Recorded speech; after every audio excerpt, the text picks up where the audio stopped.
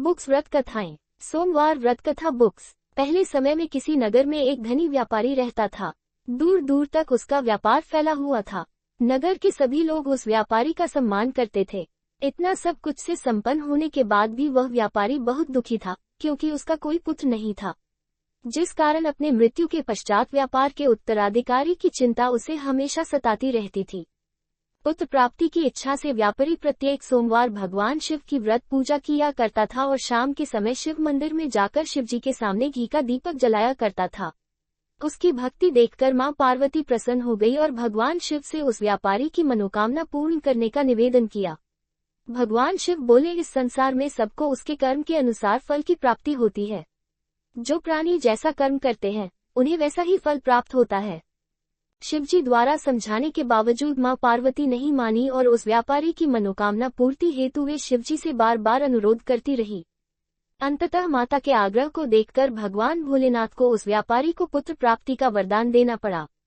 वरदान देने के पश्चात भोलेनाथ मां पार्वती से बोले, आपके आग्रह पर मैंने पुत्र प्राप्ति का वरदान तो दे दिया, परंतु इसका यह पुत्र 16 वर्ष से अधिक समय तक जीवित नहीं रहेगा। उसी रात भगवान शिव उस व्यापारी के स्वप्न में आए और उसे पुत्र प्राप्ति का वरदान दिया और उसके पुत्र के 16 वर्ष तक जीवित रहने की भी बात बताई। भगवान के वरदान से व्यापारी को खुशी तो हुई, लेकिन पुत्र की अल्पायु की चिंता ने उस खुशी को नष्ट कर दिया। व्यापारी पहले की तरह सोमवार के दिन भगवान शिव का विधिवत व्रत करता रहा। कुछ महीनों के बाद उसके घर अति सुंदर बालक जन्म लिया। घर में खुशियां भर गई। बहुत धूमधाम से पुत्र जन्म का समारोह मनाया गया, परंतु व्यापारी को पुत्र जन्म की अधिक खुशी नहीं हुई, क्योंकि उसे पुत्र की अल्पायु के रहस्य का पता था।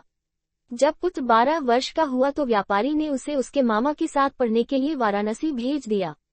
लड़का अपने मामा के साथ शिक्षा प्राप्ति हेतु चल दिया।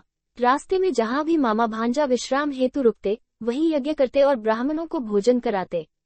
लंबी यात्रा के बाद मामा और भांजा एक नगर में पहुंचे।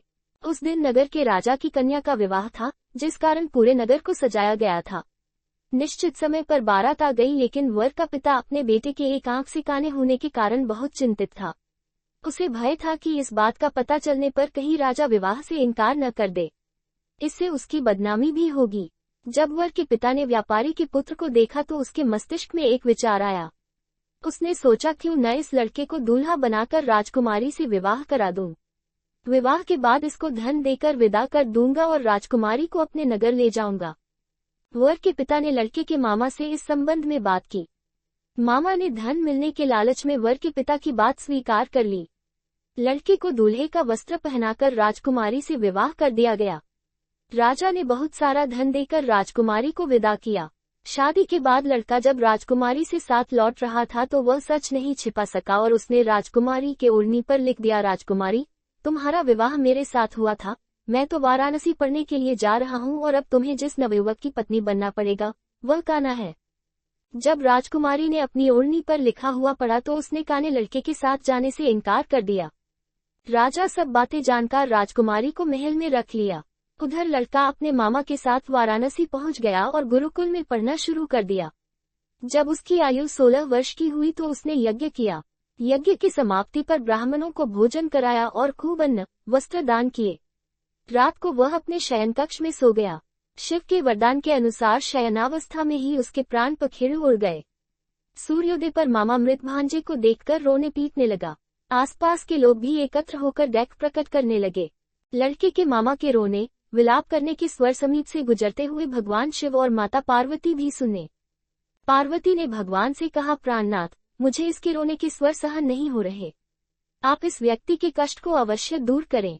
भगवान शिव ने पार्वती के साथ अदृश्य रूप में समीप जाकर देखा तो भोलेनाथ पार्वती से बोले, यह तो उसी व्यापारी का पुत्र है जिसे मैंने 16 वर्ष की आयु का वरदान दिया था। इसकी आयु पूरी हो गई है। मां पार्वती ने फिर भगवान शिव से निवेदन कर उस बालक को जीवन देने का आग्रह किया। माता पार्वती के आग्रह पर भगवान शिव ने उस लड़के को जीवित होने का वरदान दिया और कुछ ही पल में वह जीवित होकर उठ बैठा। शिक्षा समाप्त करके लड़का मामा के साथ अपने नगर की ओर चल दिया। दोनों चलते हुए उसी नगर में पहुंचे जहां उसका विवाह हुआ था। उस नगर में भी यज्ञ का आयोजन किया। समीप से गुजरते हुए नगर के राजा ने यज्ञ का आयोजन देखा और उसने तुरंत ही लड़के और उसके मामा को पहचान लिया। यज्ञ के समाप्त होने पर राजा मामा और लड़के को महल में ले गया और कुछ दिन उन्हें महल में रखकर बहुत सा धन, वस्त्र आदि देकर राजकुमारी के साथ विदा कर दिया। इधर भूखे प्यासे रहकर व्यापारी और उसकी पत्नी बेटे की प्रतीक्षा कर रहे थे। उन्होंने प्रतिज्ञा कर रखी थी कि यदि उन्हें अपने बेटे की मृत्यु का समाचार मिला तो दोनों अपने प्राण त्याग देंगे, परंतु जैसे ही उसने बेटे के जीवित वापस लौटने का समाचार सुना तो वह बहुत प्रसन्न हुआ।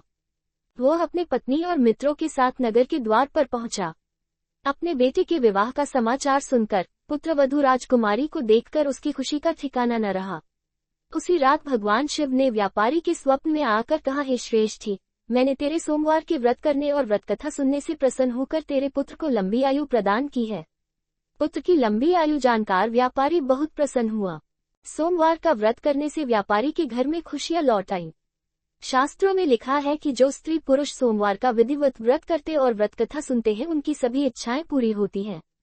आरती। ओम जय शिव ओमकारा, स्वामी हर शिव ओमकारा, ब्रह्मा विष्णु सदाशिव अर्धांगी धारा। जय शिव ओमकारा। एकानन चतुरानन पंचानन राजे, स्वामी पंचानन राजे, हंसासन गरुड़ासन वृष वाहन साजे। जय शिव ओमकारा। दो भुज चारु चतुर्भुज 10 भुज से सोहे, स्वामी 10 भुज से सोहे, तीनों रूप निरखते त्रिभुवन जन मोहे। जय शिव ओमकारा। अक्षमाला वनमाला मुंडमाला धारी, स्वामी मुंडमाला धारी, चंदन मृग मद सोहे भाले शशि धारी। जय शिव ओमकारा। श्वेतांबर पीतांबर बाघंबर अंगे, स्वामी बाघंबर अंगे, संकादिक ब्रह्मादिक भूतादिक संगे। जय शिव ओमकारा। तर में श्रेष्ठ कमंडलु चक्र त्रिशूल धरता, स्वामी चक्र त्रिशूल धरता, जगकर्ता जगहर्ता जग पालन करता। जय शिव ओमकारा। ब्रह्मा विष्णु सदाशिव जानत अविवेका, स्वामी जानत अविवेका, प्रणवाक्षर में शोभित यह तीनों एका। जय शिव ओमकारा। निर्गुण शिव की आरती जो कोई नर गावे, स्वामी जो कोई नर गावे, तहत शिवानंद स्वामी मन वांछित फल पावे। जय शिव ओमकारा। लाइक और सब्सक्राइब करो। Folded hands folded hands folded hands.